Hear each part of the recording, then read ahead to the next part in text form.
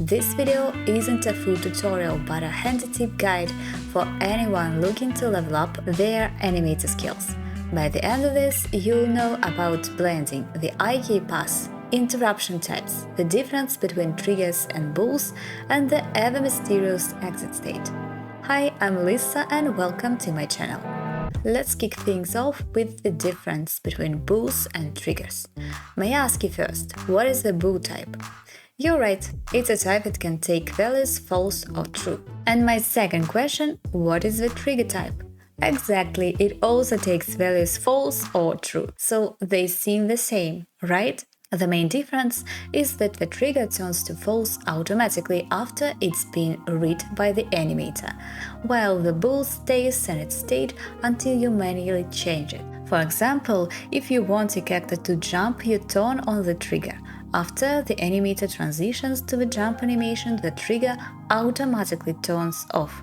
For a bool, you'd have to set it to false manually to prevent another jump. Here's a pro tip. Triggers are the only way you can interrupt transitions. Now let's talk about the IK pass parameter in the layer option. We have two types of animations, non-procedural, created and controlled within the animator, and procedural, created at runtime. Most often we want to use both types for the same object. That is why we need this parameter. The IK, inverse kinematics, gives you access to some humanoid bones from the script. For example, you can rotate the character head to look at an important object or attach an object to a hand. One of the most challenging uses is to create custom foot behavior, where the character's foot adjusts based on the surrounding surface.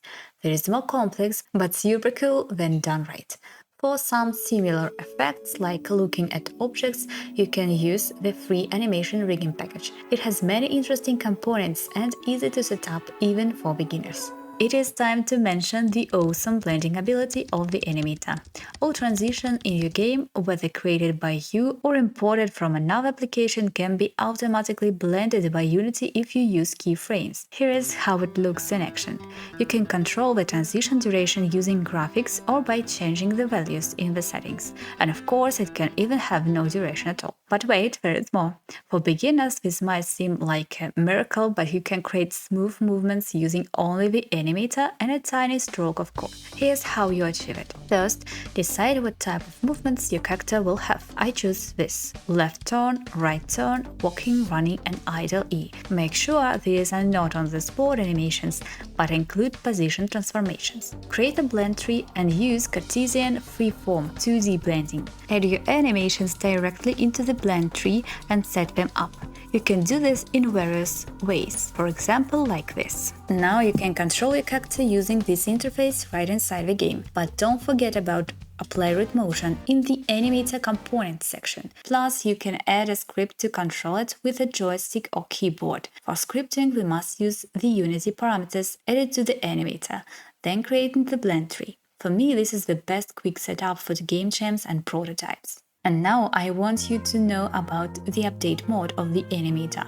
By default, it's set to normal, but what does it mean? The normal state is used for any objects that don't interact with physics. For those that do, we use animate physics, meaning updates will be calculated during the fixed update call. And the last mode is unscaled time, which animates your objects independently of the game's timescale. Honestly, it's super useful. For example, you want to set your game on pause, but you also want to add a pausing text, old school style. If the text animator doesn't have unscaled time mode, the text will never appear. We have already touched on animator interruptions, so let's go deeper. Imagine your character is running and needs to jump. It should happen immediately after you set the trigger. To achieve this, uncheck the head's exit time parameter in the running animation. Now imagine you have a large state machine with many clips, and your character is the greatest evil in the world. This body needs a die animation that you want to play no matter what else is going on in the game. Maybe you have already guessed that I want to talk about any state. Yes, if you create a transition from any state to dying, it can interrupt any transition or animation clip to play the death animation. Funny thing is, it can interrupt any transition or clip, including itself. No time for a break, it will never rest. But in this case, the break is every time. So use only triggers for any state transitions. But we have another type of interruption, the transition interruption. It's the most complicated and rarely discussed topic, so I just show you how it looks. Imagine our character is trying to sit down, but we want to force it to jump immediately. Here's how it looks with has exit time. Here how it looks without has exit time. And finally with interruption. Ever get tired of creating the same animations for different objects? Good news, you don't have to.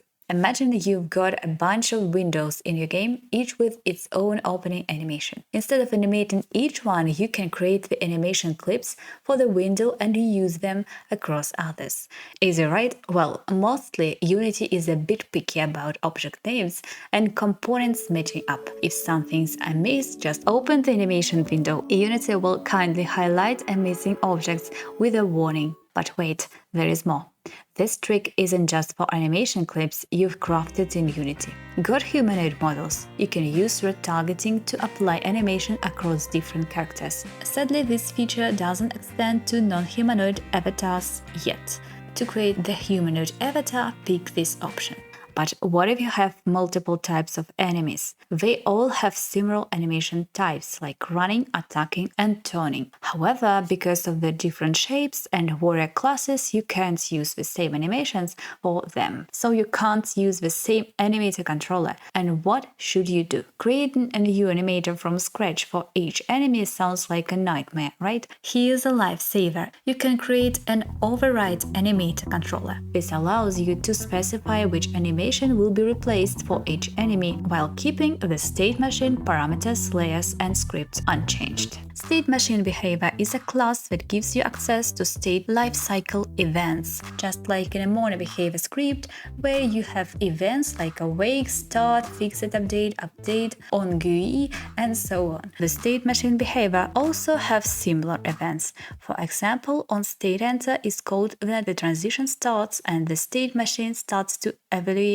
this state. On state update is called on each update frame between the on state enter and on state exit, and so on. Usually this isn't used often, but who knows, maybe someday it will help you create a complicated and interesting animation system. And when the day comes, you'll be glad you know about it. Finally, we get to the mystery exit state. The gossip tells that no one knows what on earth it is doing here. Well, if we create a transition from some state to exit, the state machine starts from the beginning. That's it. Very useful. Okay, if you like this video, subscribe to see more. See you later.